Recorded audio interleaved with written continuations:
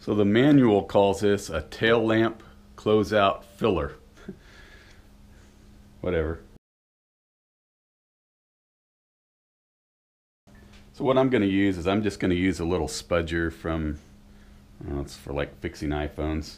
It's plastic, so it's not going to scratch it. You can use a flat bladed screwdriver.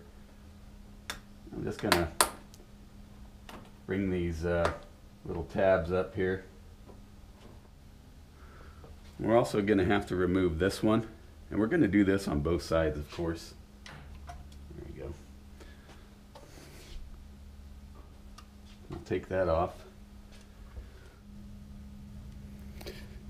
I know the lighting's horrible, but there are some Torx bits. There's 4 of them. One here, here, here, and here. T20 that you'll need to remove, and they hold the inner liner to the fascia. And so we ended up taking the little push pin out next to these ones just to make it a little bit easier to pull this back. We're going to reach up there and take out that 7mm. This screw actually attaches the fascia to the fender. You want to definitely make sure you get it out. Don't lose it. Now that we have that 7mm bolt out and the wheel well separated, just want to take our finger under here and just give it a little pull.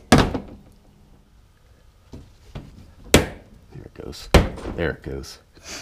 Be careful you don't, make sure you pull kind of straight out, don't pull down, because all that's there, it's just those square tabs right there that are pushed in. Same with these, just push straight in.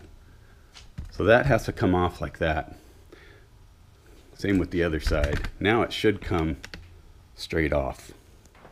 So now that we're off on the sides, the tail lights don't come off with the fascia.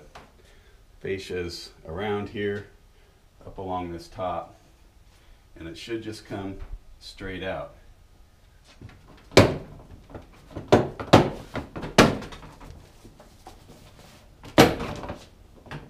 So now the harnesses need to be disconnected. I should have disconnected them from inside the fender well. There's a typical gray tab you have to pull up to unlock it, and then squeeze to take them off.